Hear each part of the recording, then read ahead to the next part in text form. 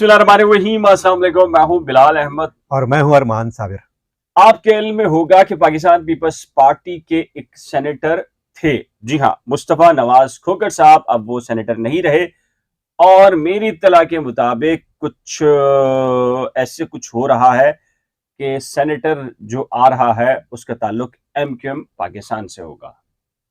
ये आपके लेकिन पास इत्तला है? लेकिन अरमान भाई जो है मैं ना, तो नहीं वो इस समझता। वीडियो नहीं बनाने नहीं से नहीं, पहले भी मुझसे कह रहे थे सवाल ही पैदा नहीं होता, तो मैंने कहा कि चले कुछ इन्फॉर्मेशन आपकी, कुछ इन्फॉर्मेशन मेरी। ठीक है, पहले आप बात करें। 18 से जो 22 नवंबर है, ये नॉमिनेशन की है। आपने अभी तक किसी पार्टी की जानिब से नामजदगी के पेपर जमा कराने की खबर सुनी है टीवी पे? नहीं सुनी ना? मैं तो टीवी देखा ही नहीं अभी तक। नहीं देखा। काफी देर से। जिन्होंने देखा है उनके पास भी खबर नहीं है। एमक्यूएम के एक मर्द और एक खातून ने कागजात नामजदगी जमा करा दी है। गुड। तो जमा कराना में क्या है, बाद में विड्रॉ भी तो हो सकता है। मैं कह रहा हूं कामरान टसूरी की तरह एक अहम शख्सियत नहीं का, लेकिन वो पैराशूटर उस तरह का नहीं, कुछ अरसे से वो काम कर रहे हैं। वो एक नए सेनेटर के तौर पर आ रहे हैं एमक्यू पाकिस्तान में। ओह, चलिए जी, अच्छी और बात जो है। खातून है वो कवरिंग कैंडिडेट के तौर सीटें पे। कितनी खाली हुई है? एक सीट है, एक सीट है, एक सीट है, ठीक ठीक एक सीट है। और 17 दिसंबर को इसमें इलेक्शन है। और जो अभी सेनेटर जो है, वो जो जिनसे इस्तीफा लिया गया है, उन्होंने इस्तीफा दिया है पीपल्स पार्टी से। पीपल्स पार्टी से। हाँ। पीपल्स पार्टी के सेनेटर थे। जी जी, उनकी जगह एमकेएम के सेनेटर आएंगे। मेरे पास इंफॉर्मेशन है। क्यों मेरे आप साथ वीडियो बनाने से पहले भी आप मुझसे बहस कर रहे थे? क्यों कर रहे हैं वैसे, ये बताएं आप। आपको क्या लगता है भाई? पाकिस्तान पीपल्स पार्टी, वसीम अख्तर ने खुद कहा है, खालिद मकबूल सिद्दीकी ने कहा है कि बहुत अच्छे रिलेशनशिप हो गए। गोद में बैठा लिए।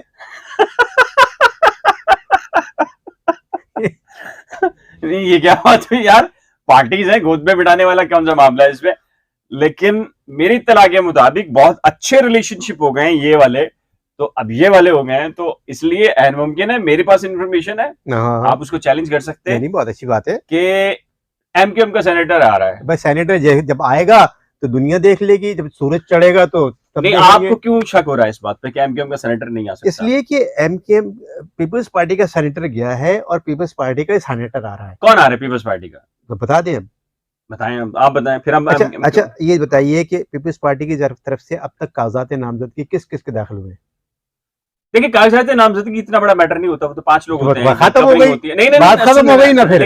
देखे ना, व्यूअर्स आपने देख लिया ना, कागजात नामजदगी खुद बिलाल कह रहे हैं कि कागजात नामजदगी नहीं, वकार मेहंदी की तरफ से मैंने कुछ लोगों को मुबारक बातें भी दी हैं और सुना है कि आपने भी मुबारक बातें दी उनको।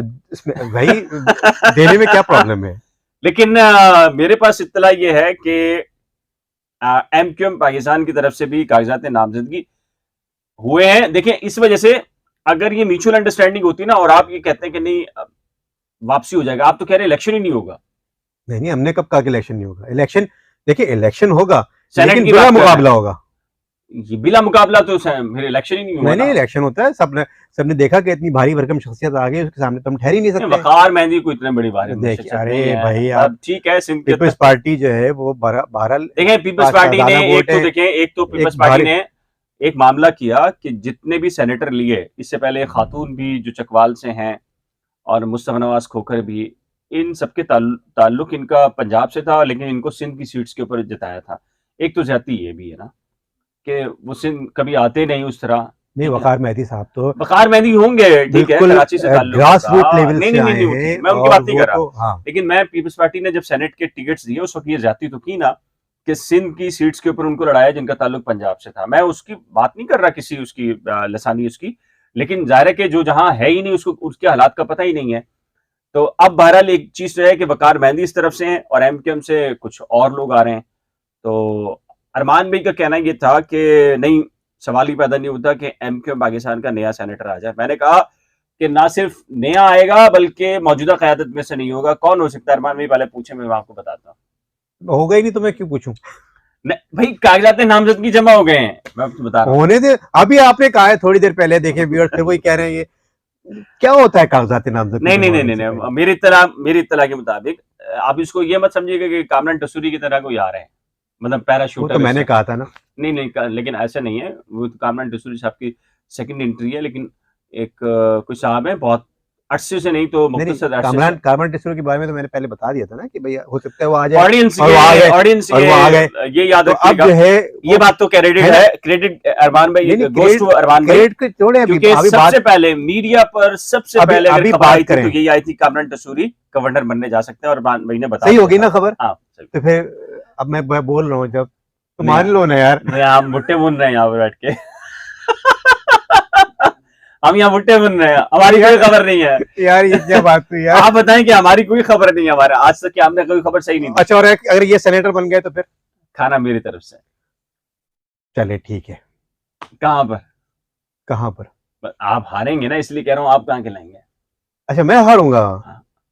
और अगर वकार मेहदी आ गया सेनेटर तो खाना मेरी तरफ से, और जहां आप कहेंगे खाना खिला देंगे आपको। जहां मैं कहूंगा। हाँ चले जी, चले जहां व्यूअर्स कहेंगे। अब आपको बताऊं, आप पूछे कौन कौन से नामजदगी, कौन कौन सी, ये एमक्यूएम की, ये तो पूछे, ये एक खबर हाँ है। बता, चले ये बता दें कि दिल पिशावरी के लिए किस किस नामजदगी की है। डॉक्टर फारूक सत्तार हो सकते हैं, नहीं।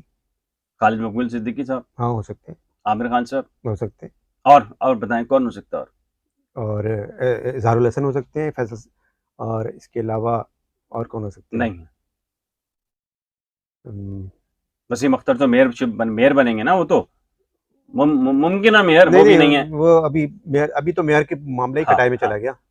अब और तो कौन बचता है? एडमिनिस्ट्रेटर आएगा और ना फिर कोई। किसने जमा कराए होंगे? एडमिनिस्ट्रेटर जो है वो तो अब्दुल अच्छा वसीम चले, नया एडमिनिस्ट्रेटर कौन आ रहा है? चले जो भी आए उस पर एक अलग से बात करेंगे, अच्छा अब्दुल ठीक है। वसीम और दीगर के। और कौन हो सकता है? और यहाँ पर आप बताएं बाप, कोई और लेकर आ रहे हैं, किसी और को ला रहे हैं, ला क्या रहे हैं, मतलब वो नामजदगी किस किस नहीं, देखिए नाम, देखें बात सुने, एमक्यूएम के लिए देखिए नामजद करना भी, देखिए बस, एक बात हाँ। बताऊं, कराची प्रेस क्लब है, हर साल इलेक्शन होते हैं। हाँ। दस्तूर ग्रुप है हम्म। जिससे हमारा भी ताल्लुक है। हम्म। तो दस्तूर ग्रुप जिसको खुश करना होता है उन सब के नाम नहीं नहीं